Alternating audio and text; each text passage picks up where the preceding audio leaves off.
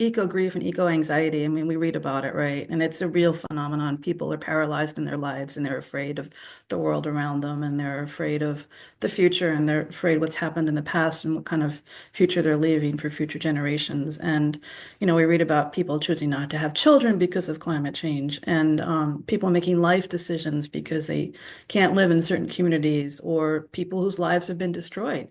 Um, totally by an ecological crisis that their whole sense of stability is undermined.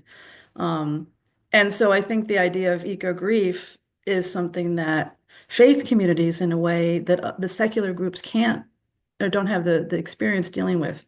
Almost every faith tradition understands grief as a process, and the idea of working through this grief and being together in community, and going through the stages of grief is a holy, sacred, and healthy process. Um, and to me, that's probably one of the biggest places where faith communities can gather together and provide support to people, even people who are consider themselves not religious but spiritual. And what I like to think about when I think about grief, and I think people forget, it's not just the sad part, right? I mean, it's a whole cycle, and it's a cycle that continues and it can have all different experiences. So you could be really grieving a particular moment in the climate. But you could also be hopeful because there's transformation constantly in the earth, regeneration. I call it resurrection in my faith tradition.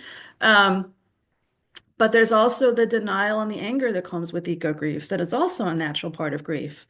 And so those sorts of responses are also places where I think people of faith can journey with other folks, and say, this is the journey that we share. We all understand anger and denial and fear.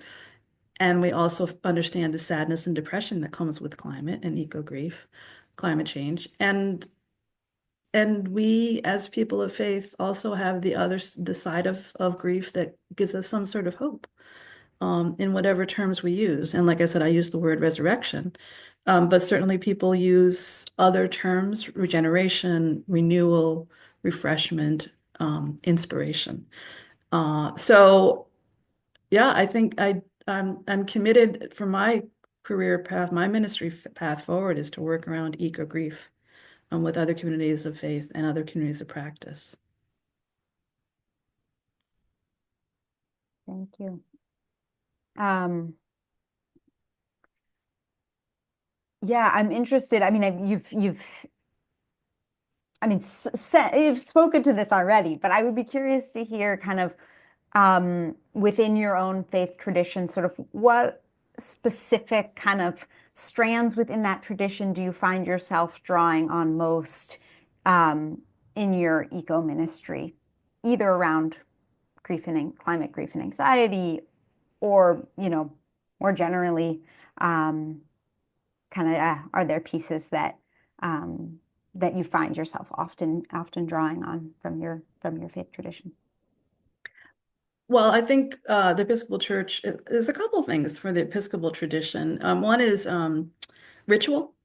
Ritual is so important for people throughout time, throughout generations, and the history of humankind is ritual, right? Trying to engage with each other and the world around us, and finding methods of memorializing and celebrating life and death and all of those opportunities. And in our tradition, we have something called rogation days, where we bless the bounds of properties during the farming season. And our prayers offer prayers for rain and for drought and for all sorts of creation. And we have a history of that. So ritual and prayers is something that's deeply steeped in the Episcopal Anglican tradition. Um, and so that kind of work in ministry is inspirational, but it also goes back to the idea of gathering community in grief, in all stages of grief. And when you're together in those rituals, you feel a lot less alone. It's beautiful to walk by the ocean or walk up a mountain by yourself singularly, and experience God and hope in those moments. But it's also even more beautiful to walk up to the top of a mountain and light a candle or say a prayer or, bless each other with the dirt in your hands, with God's creation together in community, because you're empowered and you're strengthened for the journey. So that would be sort of one of the traditions that I think, and it's not unique to the Episcopal tradition. Most all faith traditions have rituals, like I said. The other thing is in our tradition, and again, many other traditions, is justice. And justice is so key to responding to climate change, to local environmental issues. And the gospel messages that we're told is about, you know, loving our neighbor as ourselves. And our neighbor is not just you or the people who live next door to me here in New Haven. I mean, it's all of God's creation, and that sense of loving completely and fully that which God has created is our call, and it's our shared call. And that's not particular to Christianity either, but it is deeply steeped in most Abrahamic traditions, in all of them. And that sense that caring and loving for all that God's created and the neighbor, which is the trees and the birds and all of the little insects, is about justice. And how do we live into that justice?